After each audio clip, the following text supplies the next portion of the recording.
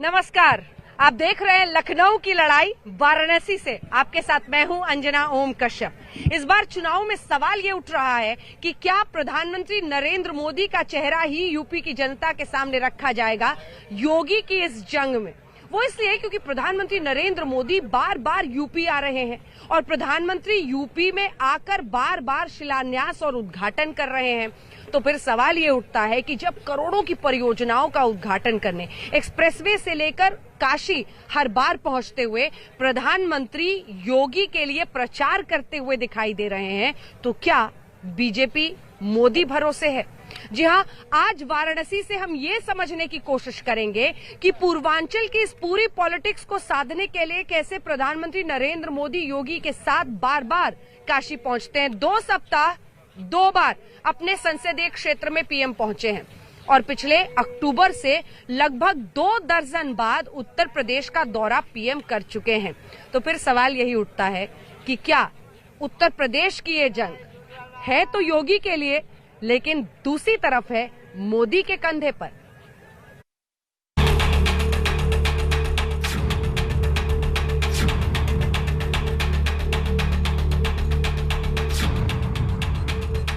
तारीख 29 अक्टूबर, जगह उत्तर प्रदेश की राजधानी लखनऊ। खबर बनती है गृह मंत्री अमित शाह का बयान। मोदी जी को फिर से एक बार 24 में प्रधानमंत्री बनाना है तो 22 में फिर एक बार योगी जी को मुख्यमंत्री बनाना है। मुख्यमंत्री योगी आदित्यनाथ को लेकर गृह मंत्री अमित शाह के उस बड़े बयान के 17 दिन बाद एक बार फिर लखनऊ से ही एक और खबर खड़ी होती है। तारीख 16 नवंबर, जगह उत्तर प्रदेश की राजधानी लखनऊ। खबर बनी अखिलेश यादव के तंज के कारण। दिन पूर्वांचल एक्सप्रेसवे के उद्घाटन का, जिसमें मुख्यमंत्री योगी आदित्यनाथ प्रधानमंत्री की गाड़ी के पीछे पैदल चलते दिखाई दिए। अखिलेश यादव ने इसी वीडियो को ट्वीट करके लिखा था, बड़े बेआबरू होकर इन सड़कों से हम गुजरे। लखनऊ की लड़ाई में दिन और गुजरे। 5 दिन बाद ही अखिलेश यादव को एक बड़ा जवाब आया। वीडियो का जवाब तस्वीरों से। लखनऊ की लड़ाई में एक नया मोड़ पता चला। तारीख 21 नवंबर, जगह यूपी की राजधानी लखनऊ। खबर बनती है प्रधानमंत्री मुख्यमंत्री की एक साथ चहलकदमी। तस्वीरों ने लखनऊ की लड़ाई में नया एंगल दिया। प्रधानमंत्री ने मुख्यमंत्री के कंधे पर हाथ रखा था। कॉरिडोर में पीएम सीएम की सी वॉक ने बता दिया कि रणनीति बीजेपी बदल चुकी है। कहा है योगी जी को, योगी जी एक तेज तर्रार बैट्समैन की तरह, क्रिकेट का जो खिलाड़ी है उस तेज तर्रार खिलाड़ी की तरह बैटिंग कर रहे हैं। बैटिंग करते जाइए। लखनऊ जीतने के लिए बैटिंग धड़ाधड़ करने की बात योगी आदित्यनाथ के लिए कही गई, लेकिन लगता है इसके बाद बल्ला खुद प्रधानमंत्री मोदी ने थाम लिया और अहम मोड़ तब आया जब काशी कॉरिडोर का शिलान्यास हुआ।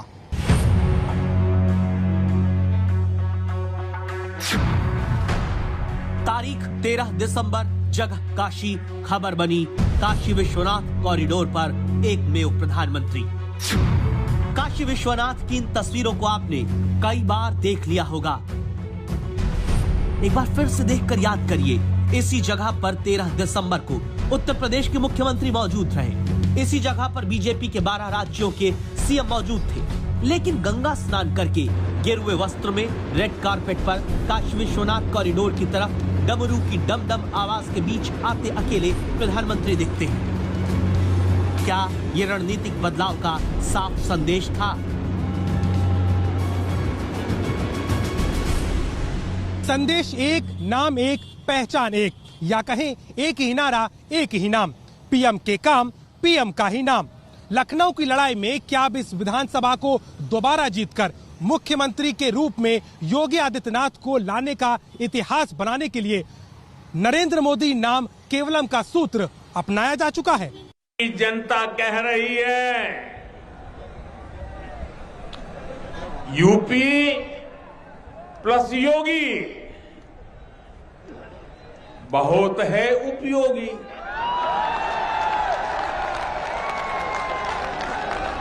यूपी प्लस योगी बहुत है। यूपी प्लस योगी।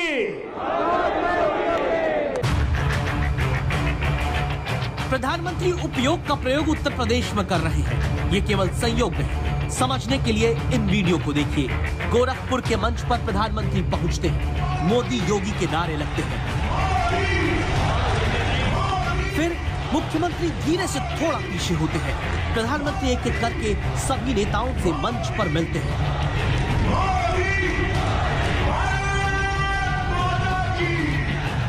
मंच पर मौजूद नेताओं से नमस्कार के बाद प्रधानमंत्री आगे बढ़कर जनता का अभिवादन करते हैं।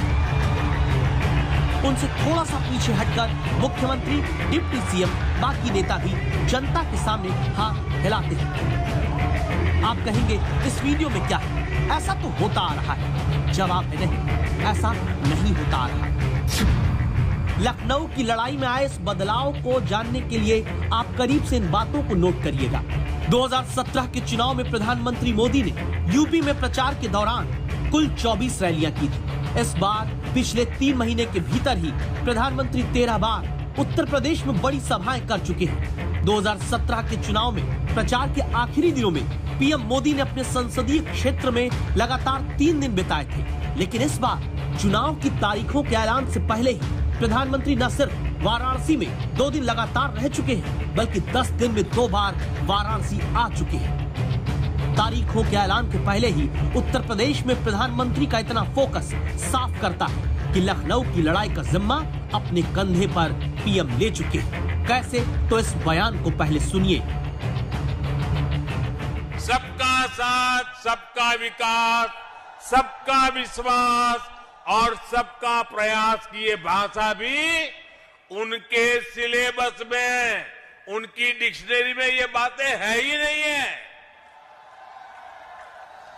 उनके सिलेबस में क्या है, उनकी डिक्शनरी में क्या है, उनकी बोलचाल में क्या है, उनकी सोच में क्या है, आप सब जानते हैं। उनके सिलेबस में है माफियावाद, परिवारवाद। उनके सिलेबस में है घरों, जमीनों पर अवैध कब्जा। पहले की सरकारों के समय यूपी के लोगों को जो मिला और आज यूपी के लोगों को हमारी सरकार से जो मिल रहा है, उसका फर्क साफ है। उसका फर्क साफ है। फर्क साफ है। फर्क यह है कि प्रधानमंत्री आगे बढ़कर अब यूपी में डबल इंजन सरकार की बात करके जनता को यह बताने में जुटे कि अब मैं खुद आ चुका हूं। ऐसा करने की जरूरत इसलिए क्योंकि उत्तर प्रदेश में जब अखिलेश यादव एक तरफ छोटी छोटी जातियों के तमाम दलों के साथ गठबंधन करके बीजेपी के लिए किसी भी तरह की मुसीबत वोट बैंक में सेंध लगाकर करने में जुटे, तब नरेंद्र मोदी खुलकर आगे आकर लड़ाई में जातिगत राजनीति का जवाब बन जाते हैं। एक रंग वाले कहीं जीवन में किसी के रंग नहीं ला सकते। हमारा समाजवादी लोगों का सब रंग लोगों को साथ लेकर के चलने का है। ये एक रंग वाले लोग, ये एक रंग के लोग, ये चिरंजीवी कभी उत्तर प्रदेश को खुशहाली के रास्ते पे नहीं ले जा सकते। राजनीति के सियासी जानकार कहते हैं कि जब भी प्रधानमंत्री मोदी लखनऊ की लड़ाई में खुद को जनता के सामने खड़े कर देते हैं, तब तमाम जातिगत सीमाएं टूटने लगती हैं और फिर राजनीति अल्पसंख्यक और बहुसंख्यक के बीच होने लगती है। और ये वो पिच है जिस पर बीजेपी को बैटिंग कर बड़ा स्कोर करने में आनंद आता है और तब जो क्षेत्रीय दल जातिवाद की बॉलिंग करते हैं उसका कोई फायदा या बेहद ही कम फायदा उन्हें मिल पाता है। इस बात को समझने के लिए आप 2018 का वर्ष याद करिए। प्रधानमंत्री केंद्र में मोदी ही थे, मुख्यमंत्री उत्तर प्रदेश में योगी ही थे। गोरखपुर का उपचुनाव होता है। मुख्यमंत्री की ही सीट यानी गोरखपुर में जातीय गठबंधन के मजबूत जोर से समाजवादी पार्टी अपना कैंडिडेट जितवा ले जाती है। यही कारण है कि इस बार करीब 4 साल बाद सिर्फ मुख्यमंत्री को आगे करके नहीं बल्कि पीएम को आगे आकर चुनाव लड़ना पड़ रहा है। भाई और बहनों, 5 साल पहले यूपी की सड़कों पर माफिया राज था। यूपी की सत्ता में गुंडों की हनक हुआ करती थी। इसका सबसे बड़ा भुक्तभोगी कौन था? मेरी यूपी की बहन बेटियां थी। उन्हें सड़क पर निकलना मुश्किल हुआ करता था। स्कूल कॉलेज जाना मुश्किल होता था। आप कुछ कह नहीं सकती थी, बोल नहीं सकती थी, क्योंकि थाने गई तो अपराधी बलात्कारी की सिफारिश में किसी को फोन आ जाता था। योगी जी ने इन गुंडों को उनकी सही जगह पहुंचाया है। आज यूपी में सुरक्षा भी है, यूपी में अधिकार भी है। आज यूपी में संभावनाएं भी हैं, आज यूपी में व्यापार भी है।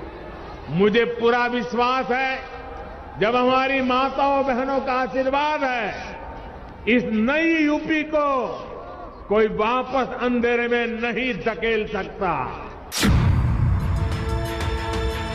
2014 के बाद के हर राज्य के विधानसभा चुनावों को ध्यान में रखकर बीजेपी की रणनीति को देखें तो यू पिरामिड नजर आता है, जिसमें सबसे ऊपर कोई होता है तो वो होते हैं प्रधानमंत्री नरेंद्र मोदी। नरेंद्र मोदी का नाम, नरेंद्र मोदी का काम, नरेंद्र मोदी की रैली। उसके बाद आते हैं राष्ट्रीय मुद्दे, फिर क्षेत्रीय स्थानीय मुद्दे, फिर महिलाओं, गरीबों, ग्रामीणों के लिए योजनाएं।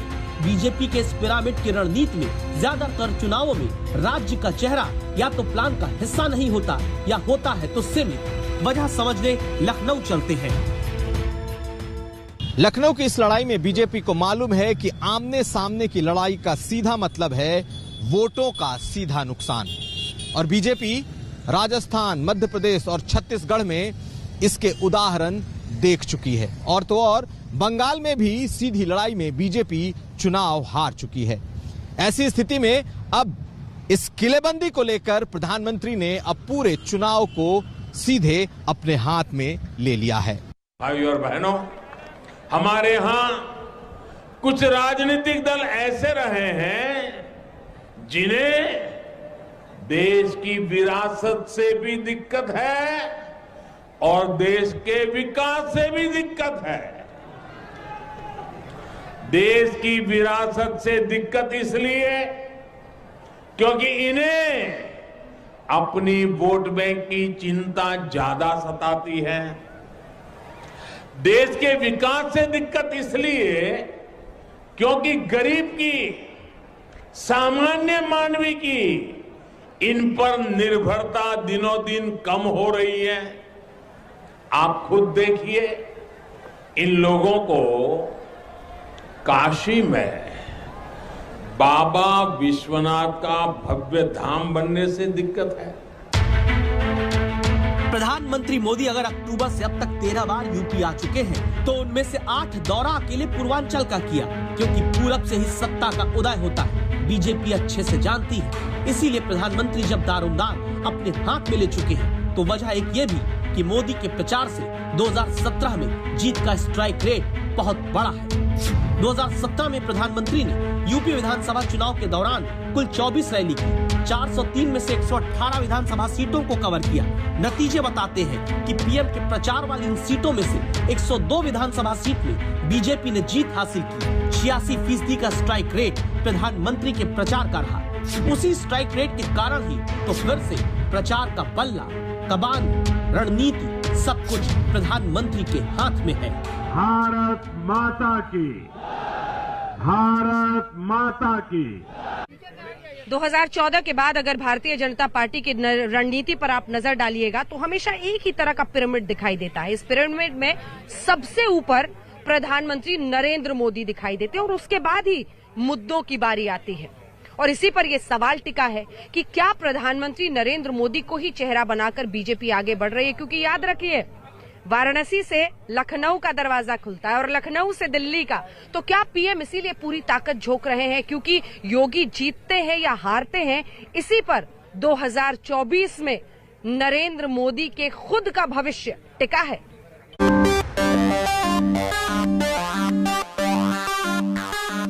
एक तरफ मोदी जी के नेतृत्व की भारतीय जनता पार्टी की सरकार और दूसरी तरफ वे लोग भी थे जो राम भक्तों पर गोलियां चलाते थे।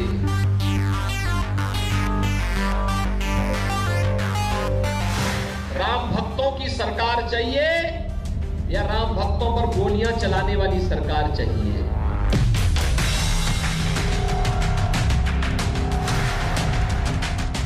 राम भक्तों की सरकार है।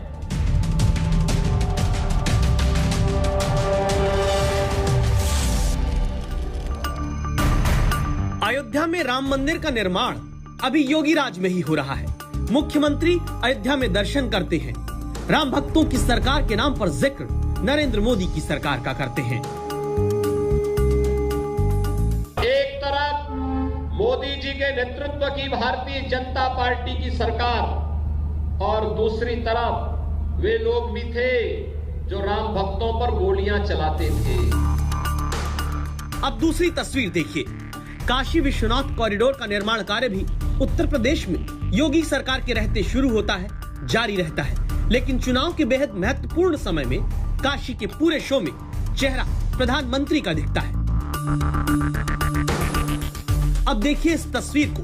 प्रचार प्रसार तस्वीरें सिर्फ प्रधानमंत्री की, शिलान्यास उद्घाटन पोस्टर में विकास का चेहरा नरेंद्र मोदी का। क्या ये भी लखनऊ की लड़ाई में बीजेपी की रणनीति का हिस्सा है?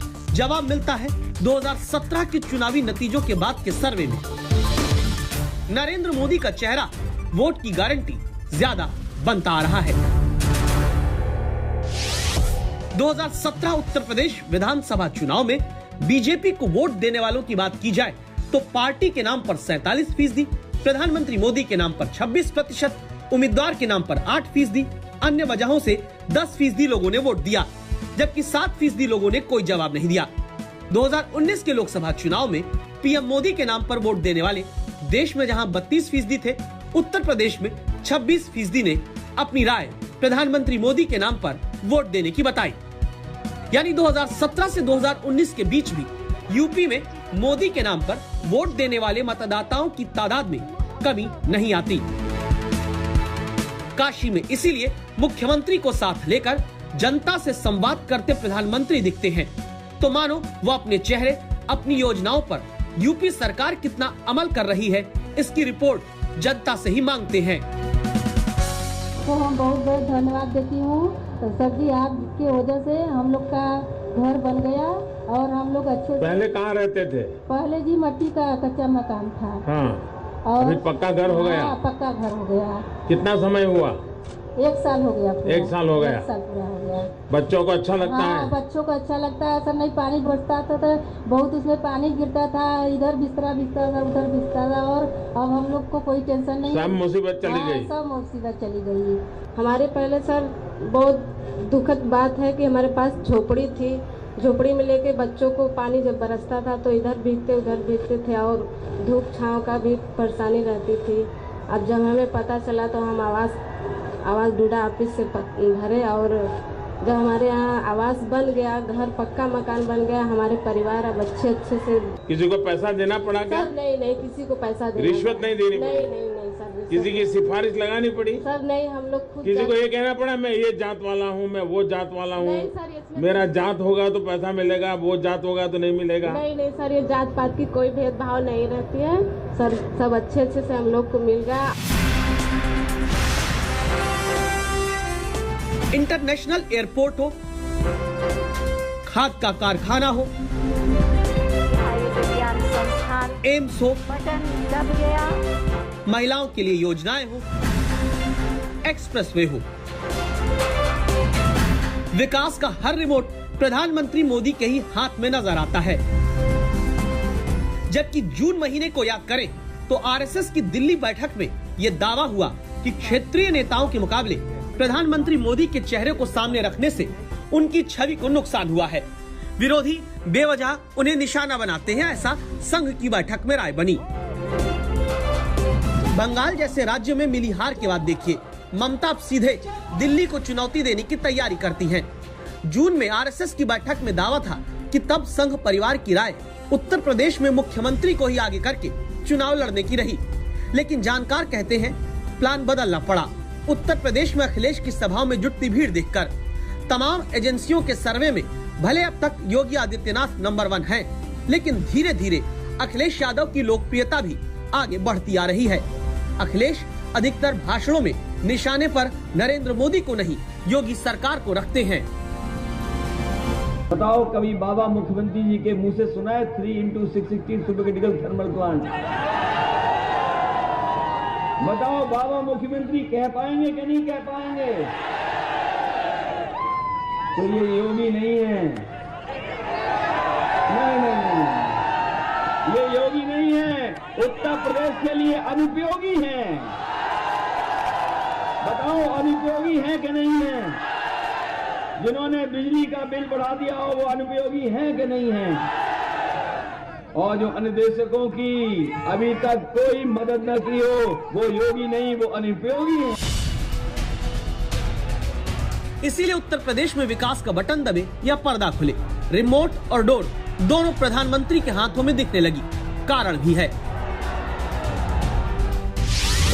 2017 के विधानसभा चुनाव में नरेंद्र मोदी के नाम पर 30% पुरुषों ने वोट किया था, जबकि महिलाओं की बात करें तो 21% ने मोदी के नाम पर वोट देने की बात कही। वहीं मोदी के नाम पर 27% गरीब, 28% निम्न वर्ग, 28% मध्य वर्ग और 17% अमीर लोगों ने वोट किया था। नरेंद्र मोदी के नाम पर 2017 के चुनाव में 33% वोटर शहरी मिले, जबकि 24% ग्रामीणों ने वोट डाला। यानी महिला पुरुष के साथ ही हर वर्ग के बीच भी नरेंद्र मोदी के नाम पर वोट पड़ने की गारंटी ज्यादा रहती है।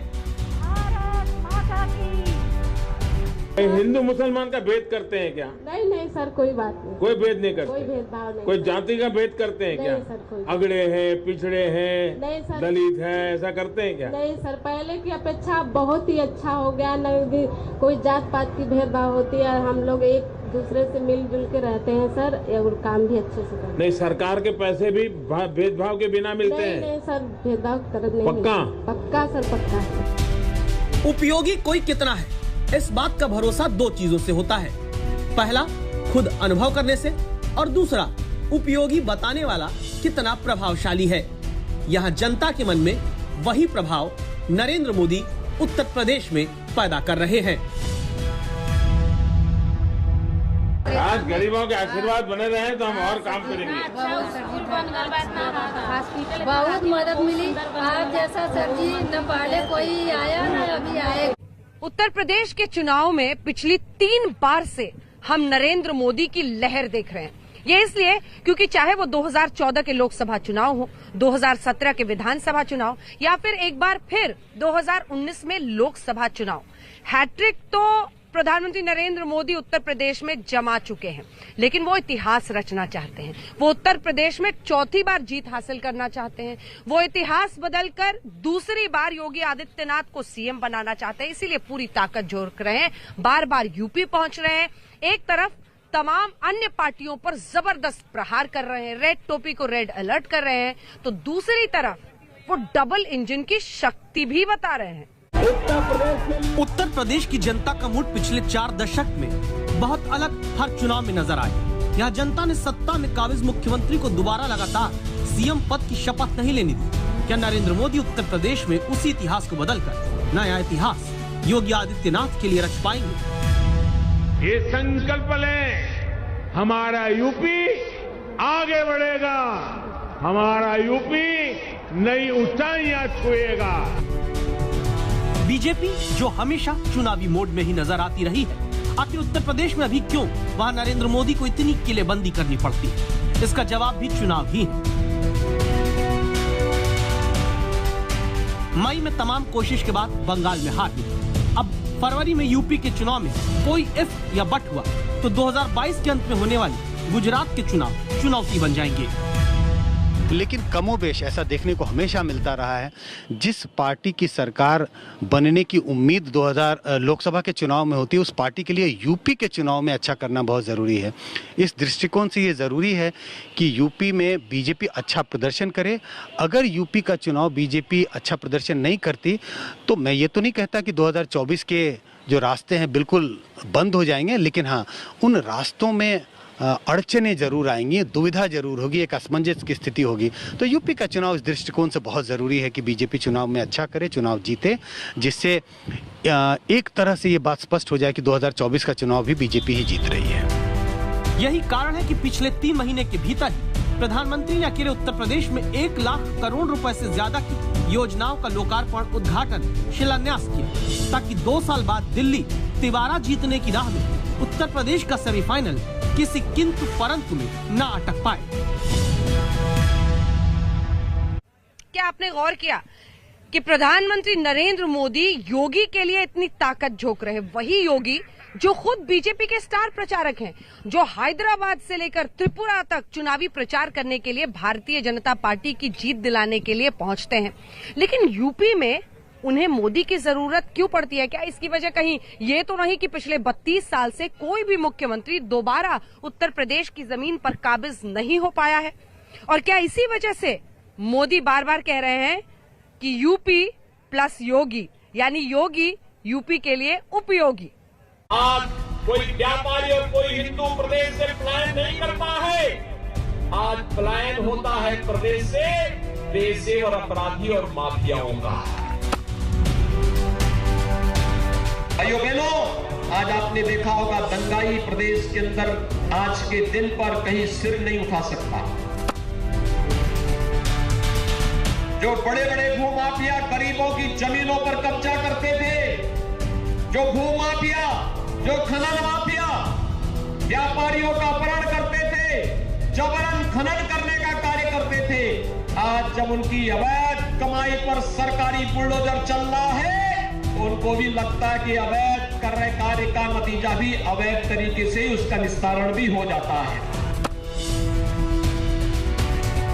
अगर कोई पेशेवर माफिया किसी गरीब की संपत्ति को कब्जा करता है तो वहां पर सरकार का बुलडोजर भी तैयार रहता है।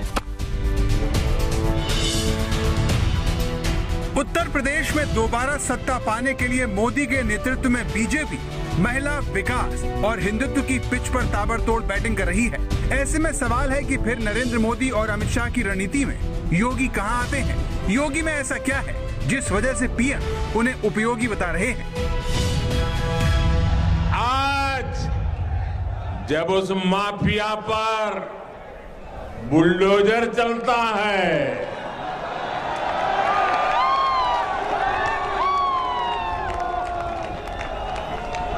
बुलडोजर तो गैर कानूनी इमारत पर चलता है, लेकिन दर्द उसको पालने पोसने वालों को होता है। तभी आज पूरे यूपी की जनता कह रही है, यूपी प्लस योगी बहुत है उपयोगी। उत्तर प्रदेश के चुनाव में भले ही नरेंद्र मोदी बीजेपी का सबसे बड़ा ट्रम्प कार्ड हो, लेकिन फिर भी योगी बीजेपी के लिए बहुत उपयोगी हैं। किसान आंदोलन की वजह से पश्चिमी उत्तर प्रदेश में बीजेपी के सामने पहले जैसे हालात नहीं है। अखिलेश यादव और जयंत चौधरी की जोड़ी बीजेपी को कड़ी टक्कर देने की तैयारी में जुटी हुई है।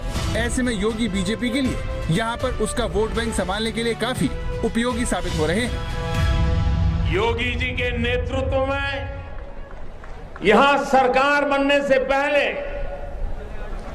पश्चिम यूपी में कानून व्यवस्था की क्या स्थिति थी, इससे आप भली भांति परिचित है।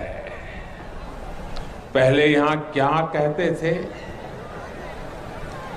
पहले यहां क्या कहते थे? यहां लोग कहते थे, दिया बरे तो घर लौटाओ, दिया बरे तो घर लौट आओ,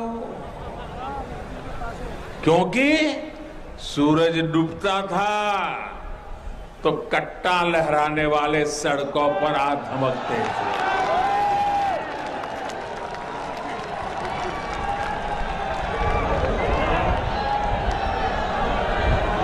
ये कट्टा गया कि नहीं गया? ये कट्टा जाना चाहिए था कि नहीं जाना चाहिए था?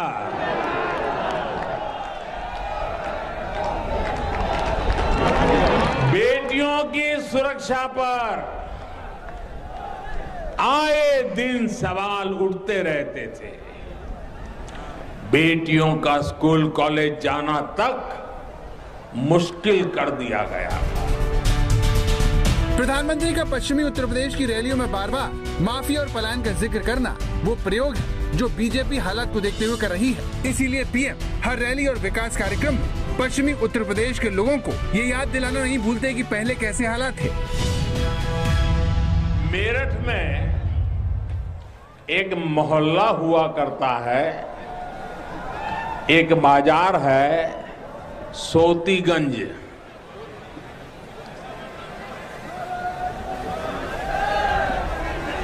ये सोतीगंज देश भर में कहीं भी गाड़ी की चोरी हो, वो कटने के लिए, गलत इस्तेमाल के लिए मेरठ के सोतीगंज ही आती थी। दशकों से ऐसा ही चला जा रहा था। जो चोरी की गाड़ियों की कटाई के आका थे, उन पर कार्रवाई की पहले की सरकारों को हिम्मत ही नहीं होती थी। ये काम भी अब दमदार, ये काम भी अब दमदार योगी जी की सरकार और स्थानीय प्रशासन ने किया। बीजेपी को लगता है कि मुख्यमंत्री के तौर पर योगी की यही दमदार छवि पश्चिमी उत्तर प्रदेश में किसानों की नाराजगी की काट बन सकती है, जो तीनों कृषि कानून की वजह से यहाँ पैदा हुई है। 2017 के विधानसभा चुनाव में पश्चिमी उत्तर प्रदेश की 136 विधानसभा सीटों में से 109 सीटों पर बीजेपी काबिज रही थी, जबकि 27 सीटों पर उसे हार का मुंह देखना पड़ा। इन कमजोर सीटों पर कमल खिलाने के लिए खुद योगी ने मोर्चा संभाल लिया है, जिनकी छवि को दमदार बनाने के लिए खुद प्रधानमंत्री उनकी हर रैली में तारीफ कर रहे हैं। 5 साल पहले यूपी की सड़कों पर माफिया राज था। यूपी की सत्ता में गुंडों की हनक हुआ करती थी। इसका सबसे बड़ा भुक्तभोगी कौन था? मेरी यूपी की बहन बेटियां थी। उन्हें सड़क पर निकलना मुश्किल हुआ करता था, स्कूल कॉलेज जाना मुश्किल होता था। आप कुछ कह नहीं सकती थी, बोल नहीं सकती थी। 5 साल पहले यूपी की सड़कों पर माफिया राज था। योगी जी ने इन गुंडों को उनकी सही जगह पहुंचाया है। आज यूपी में सुरक्षा भी है, यूपी में अधिकार भी है। आज यूपी में संभावनाएं भी हैं, आज यूपी में व्यापार भी है। बीजेपी को पता है कि वेस्ट यूपी को साधे बिना सत्ता की चाबी मिलना मुश्किल है। 2014, 17 और 19 के चुनाव में बीजेपी ध्रुवीकरण का फायदा उठा चुकी है, लेकिन इस बार किसान आंदोलन के चलते कुछ सीटों का नुकसान उठाना पड़ सकता है। इसीलिए पश्चिमी उत्तर प्रदेश पर खुद मुख्यमंत्री योगी आदित्यनाथ का फोकस है, जो यहाँ लगातार पुराने हालात की याद दिला रहे हैं। ये वही गलती है, कोसी कला का दंगा यहाँ का कोई व्यक्ति भूला नहीं होगा। कोसी कला में क्या होता था, जवाहर बाग में क्या होता था। पहले जवाहर बाग की घटना होती थी, कोसी कला का दंगा होता था। आपने देखा होगा, भाइयों बहनों, आप याद करिए, पिछले 4.5 वर्ष के अंदर आज हमारी सरकार को 4.5 वर्ष भी पूरे हो रहे हैं, और 4.5 वर्ष के दौरान प्रदेश के अंदर कोई दंगा भी नहीं हुआ,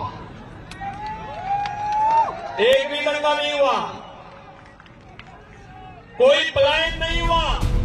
बीजेपी के लिए योगी की इसी उपयोगिता का नतीजा है कि पीएम योगी की सिर्फ खुलकर तारीफ ही नहीं करते, बल्कि योगी को यूपी में बीजेपी का निर्विवाद नेता भी साबित करते हैं। 21 नवंबर की तस्वीर तो आपको याद ही होगी, जिसमें प्रधानमंत्री योगी के कंधे पर हाथ रखते हुए दिख रहे थे। योगी ने खुद अपने ट्विटर हैंडल से ये तस्वीर पोस्ट की और लिखा,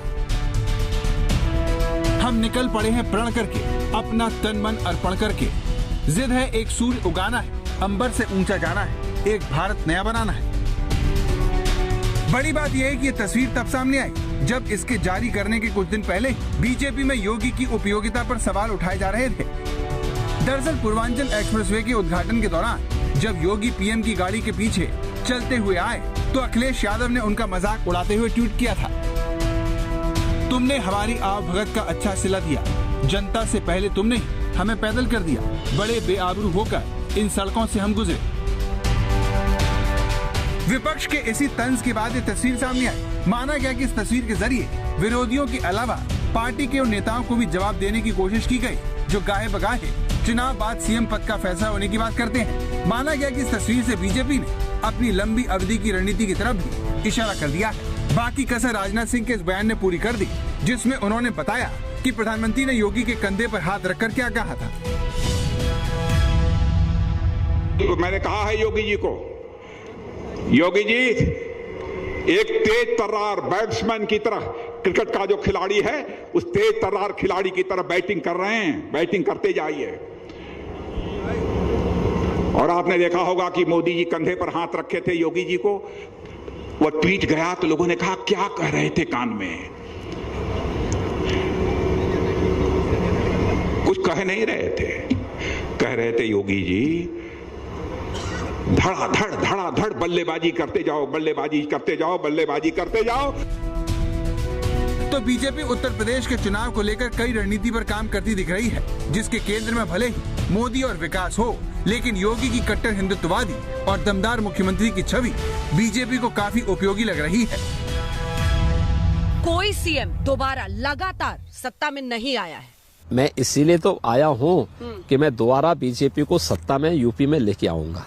इतिहास रचेंगे। इतिहास रचने के लिए ही हम लोग बने हैं और प्रधानमंत्री मोदी जी के नेतृत्व में इसी इतिहास को रचने के लिए हम लोग चुनावी मैदान में आ रहे हैं। योगी का यही आत्मविश्वास उनकी छवि को पहले से कहीं ज्यादा तेज तर्रार बना रहा है, जो माफियाओं की जमीन पर बुलडोजर चलाने से नहीं चूकते और यूपी को माफिया मुक्त बनाने के अपने 4 साल पहले के वादे पर टिके हुए हैं। आगरा में 35 लाख की लूट होती है, लुटेरे राजस्थान की ओर भागने की तैयारी में होते हैं और जैसे ही शासन से फोन जाता है 24 घंटे के अंदर 35 लाख रुपए बरामद होते हैं और चोर जेल के अंदर होते हैं। और हम लोगों ने कह दिया है, सत्ता के संरक्षण में पल रहे गुंडे, माफिया, अपराधी, लुटेरे, ये सब के सब मेहरबानी करके तो उत्तर प्रदेश छोड़ करके चले जाएं, और अगर उत्तर प्रदेश में रहेंगे तो फिर उनके लिए 2 जगह होंगी। मुझे लगता है उस जगह कोई भी नहीं जाना चाहेगा और उसके बारे में तय करने क्या होना है। अपराधियों पर सख्ती की पॉलिसी योगी सरकार की बड़ी पहचान में से एक है, जो जेल में बंद माफिया और पूर्व सांसद अतीक अहमद की अवैध जायदाद को बुलडोजर से ध्वस्त कर चुकी है। अतीक अहमद की प्रदेश भर में फैली सैकड़ों करोड़ की जमीन प्रशासन छुड़ा चुका है, जिस पर योगी सरकार गरीबों का आशियाना बनाने जा रही है। अतीक अहमद की ध्वस्त की गई जमीन पर गरीबों को घर देने की योजना का शिलान्यास करने योगी आदित्यनाथ प्रयागराज आ रहे हैं। माफियाओं को लेकर योगी ने अपनी इसी कड़क छवि को अपने सबसे बड़ी ताकत बना लिया है, ताकि पार्टी और पार्टी के बाहर उनके मुकाबले खड़े होने की स्थिति में कोई न हो। आज तक ब्यूरो।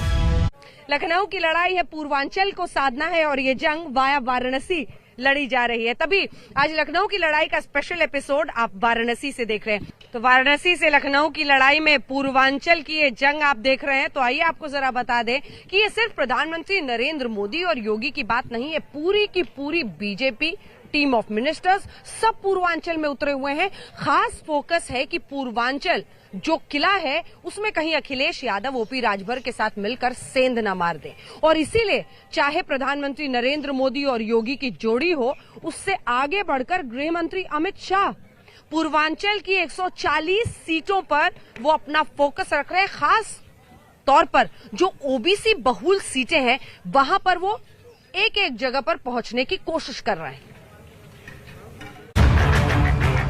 20 अक्टूबर को कुशीनगर में अंतर्राष्ट्रीय हवाई अड्डे का लोकार्पण, 25 अक्टूबर को पूर्वांचल के 9 जिलों में मेडिकल कॉलेजों का लोकार्पण, 16 नवंबर को पूर्वांचल एक्सप्रेसवे का उद्घाटन, 7 दिसंबर को गोरखपुर में एम्स की सौगात, 11 दिसंबर को बलरामपुर में सरयू नहर परियोजना, 13 दिसंबर को काशी कॉरिडोर की सौगात, 21 दिसंबर को प्रयागराज में योजनाओं का उद्घाटन और 23 दिसंबर को वाराणसी में अमूल प्लांट समेत कई योजनाओं का उद्घाटन।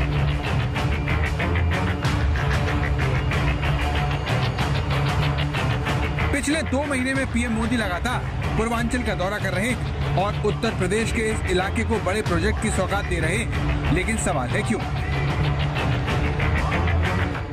हम आप सब काशीवासी लोगन के प्रणाम करत है, जिनके सहयोग से इस शुभ घड़ी आयल है, हृदय गदगद है, मन आह्लादित है। आप सब लोगन के बहुत बहुत बधाई। 2017 में मेरठ से पीएम ने बीजेपी के चुनाव प्रचार अभियान का आगाज किया था, लेकिन इस बार के चुनाव में मोदी की चुनावी रैलियों का आगाज कुशीनगर से हुआ। सवाल है क्यों पीएम ने बीजेपी के इलेक्शन कैंपेन की कमान अपने हाथ में थाम ली है? जानकार मान रहे हैं कि पश्चिमी उत्तर प्रदेश में नुकसान की आशंका को देखते हुए बीजेपी ने अपना सारा फोकस पूर्वांचल पर लगा दिया है, ताकि पश्चिम में होने वाले संभावित नुकसान की भरपाई की जा सके। 2017 के विधानसभा चुनाव में बीजेपी को पूर्वांचल की 156 सीटों में से 106 सीटें मिली थी। बड़ी बात यह है कि चाहे पीएम नरेंद्र मोदी हो, मुख्यमंत्री योगी आदित्यनाथ हो या फिर अखिलेश यादव, तीनों नेताओं का सीधा संबंध यहाँ से है। इसीलिए पूर्वांचल की जंग चुनावी हार जीत से कहीं आगे साख की लड़ाई का केंद्र भी बन चुकी है। लेकिन इस बार अखिलेश की पूर्वांचल में सक्रियता को देखते हुए बीजेपी एक्शन में आ गई। इसके अलावा जिस तरह से अखिलेश ने पूर्वांचल के लिए सोशल इंजीनियरिंग की है, उसे भी बीजेपी नजरअंदाज नहीं कर सकती। पिछले विधानसभा चुनाव में ओम प्रकाश राजभर की पार्टी सुहेलदेव भारतीय समाज पार्टी भाजपा के साथ थी, लेकिन इस चुनाव में वो अखिलेश की साइकिल पर सवार है। समाजवादी पार्टी राजभर के अलावा भारतीय समाज पार्टी महानदर कृष्णा पटेल के अपना दल और जनवादी पार्टी सोशलिस्ट के साथ गठबंधन कर पूर्वांचल में खुद को मजबूत कर रही है। यानी पश्चिमी यूपी में अखिलेश मजबूत दिख रहे हैं, तो पूर्वांचल में भी वो अच्छी पैठ बनाते दिखते हैं। अभी तक जो उद्घाटन हुए हैं, ये शिलान्यास का शिलान्यास हुआ है, उद्घाटन का उद्घाटन हुआ है। इसलिए समाजवादी पार्टी ने कहा है कि ये सरकार ऐसी है जो नाम बदलने वाली है, रंग बदलने वाली है, और फीता लखनऊ से, दिल्ली से कैंची, और उद्घाटन हो रहा है लगातार। समाजवादी पार्टी से मिल रही इसी चुनौती को देखते हुए बीजेपी ने अपनी रणनीति को नए सिरे से गढ़ना शुरू कर दिया है और अमित शाह ने भी मोर्चा संभाल लिया है। शुक्रवार से अमित शाह प्रयागराज से अपना मिशन यूपी शुरू कर चुके हैं, जो 4 जनवरी तक चलेगा। इस दौरान अमित शाह 21 सभाएं और 3 रोड शो करेंगे। अमित शाह 140 विधानसभा क्षेत्र को कवर करेंगे। सबसे ज्यादा फोकस ओबीसी बहुल और सुरक्षित विधानसभा सीटों पर होगा। शाह के दौरे का प्लान सूबे के जातिगत समीकरणों को ध्यान में रखकर बनाया गया है, जिसमें ओबीसी बहुल सीट को खास तवज्जो दी गई है, ताकि अखिलेश की चुनौती से बेहतर ढंग से निपटा जा सके। आज तक ब्यूरो। कहते हैं काशी की माया काशी ही जाने। काशी को पहचानना समझना बहुत मुश्किल है, एक अलग तिलिस्म है इस शहर में। लेकिन यहीं से पूर्वांचल को साधने की कवायद में बीजेपी जुटी हुई है और जुटी हुई है तमाम पार्टियां। प्रधानमंत्री नरेंद्र मोदी जब काशी आए तो उन्होंने कहा था कि यहाँ पर किसी सरकार के किए से कुछ नहीं हो सकता, यहाँ पर सिर्फ प्रभु शिव की ही सरकार चलती है। लेकिन सरकार बनाने की कवायद भी इन तमाम बातों में कहीं न कहीं छिपी रहती है। यही सब समझने की कोशिश आज लखनऊ की लड़ाई में हम कर रहे थे वाया वाराणसी। देश दुनिया की बाकी खबरों के लिए आप देखते रहिए आज तक। आज तक बेमिसाल 20 साल।